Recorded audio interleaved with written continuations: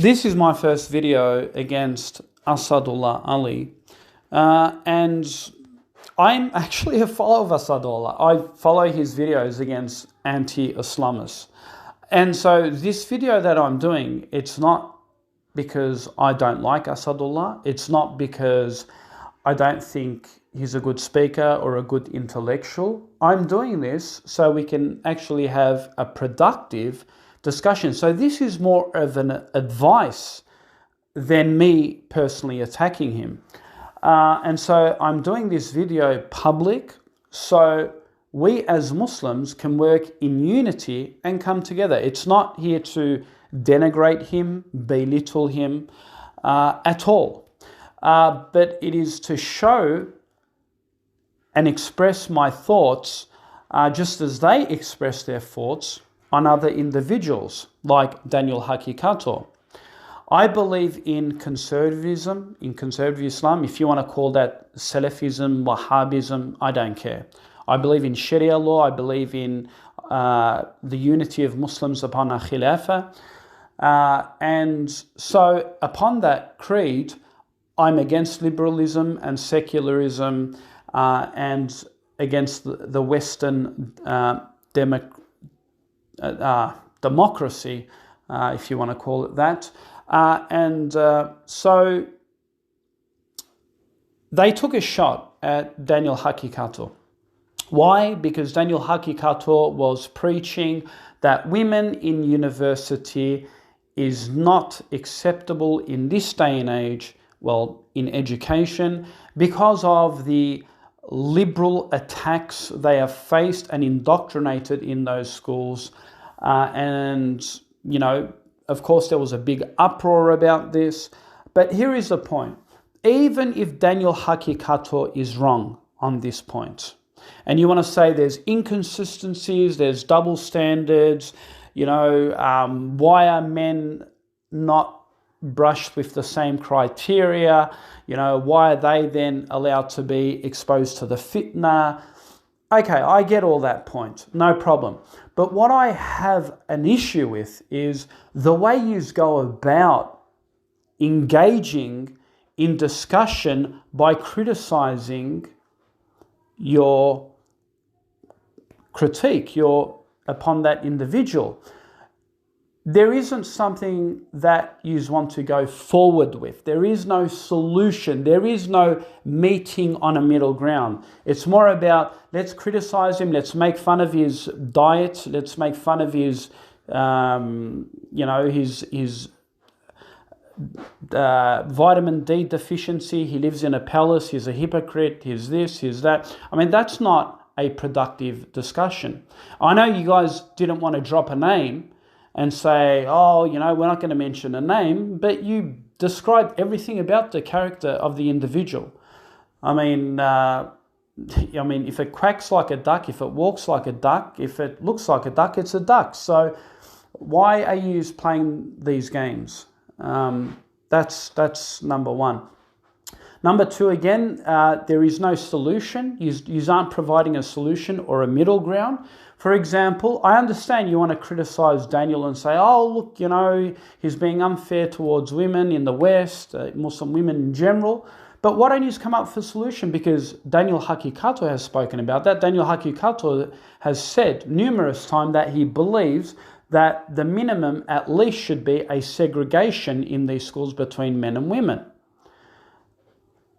And I don't really see you preaching that.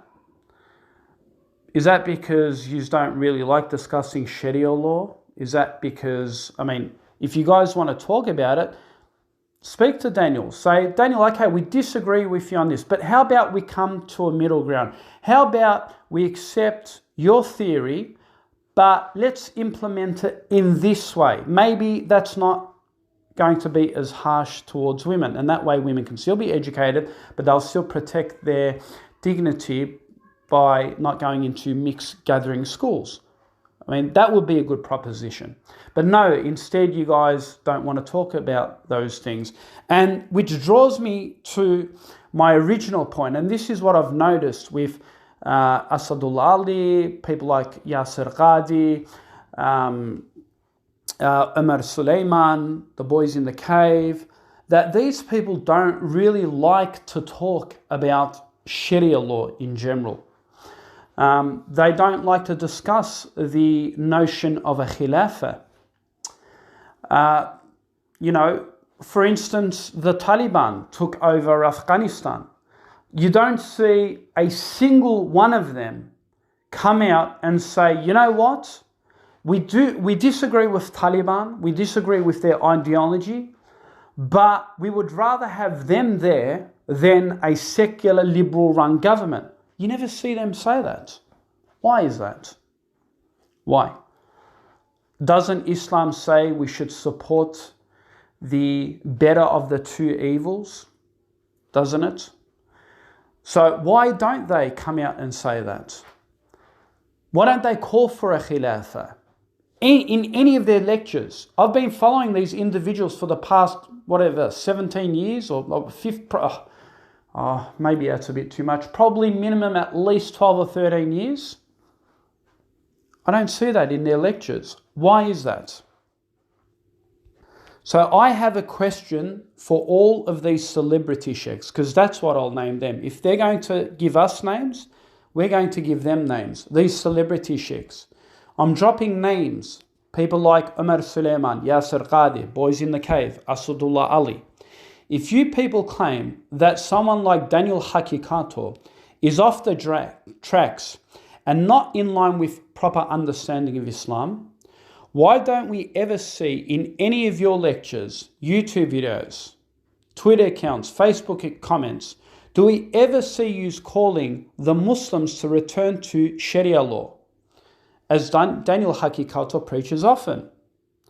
Sure, you claim Daniel Hakikato's interpretation of Sharia law is out of line. Sure, I get that part. But why do we only get to hear your interpretation of Sharia law when you're trying to correct Sharia law of the Wahhabis interpretation? However, you never call upon a single Muslim government to return to your version of Sharia law that you believe is the one on haqq.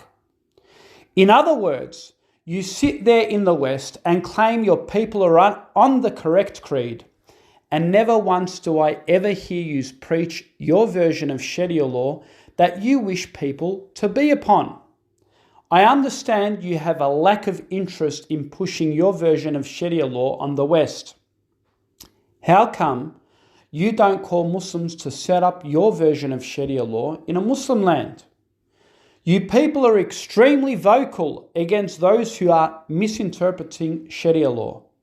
Yet you provide zero lectures on wanting to see your version of Sharia law being one day part of the Muslim fabric. Why is that? Why are these celebrity imams so silent on these issues, despite a large number of Muslims who want to be governed by a Sharia-based system of law? Perhaps deep down they are anti-Sharia, regardless of what the interpretation suggests. If these celebrity imams claim they have the truth and the correct interpretation, and all of us Wahhabis are wrong for calling people to support Sharia law and to return to Sharia law, why don't these celebrity sheikhs do the same? After all, they're the ones that claim they're Sunni and they follow the madhabs of the rightly guided early generation. Instead, what we get from them is they say, if you want to live by Sharia law, leave the West and go find yourself a Muslim country to live. And they now, they not only do they say go live there, they say go live there by that Sharia law. So that begs the question, are they now approving the Sharia law of Muslim countries like Saudi Arabia, Brunei, or Afghanistan by telling us to go there? Or perhaps they're just saying that to troll the Wahhabis because these celebrity sheikhs cannot provide an alternative. After all, they are so institutionalized by a white man's burden that they cannot even suggest the idea of a Sharia state or the call for Muslims to unite on an elected Khilafah. After all, Sharia for them has become outdated, bizarre, and nothing more than a scare tactic. I'm quoting Yasser Ghadi. So go on, let us see what these celebrity sheikhs have on offer for the ummah. Besides ridiculing those who call the ummah to a Sharia-based system, if these people are really in favor of Allah's rule of law to govern the affairs of the people, let's see if they truly believe and preach it to the masses. Until then, for me, they are not on the haqq until they can prove me wrong.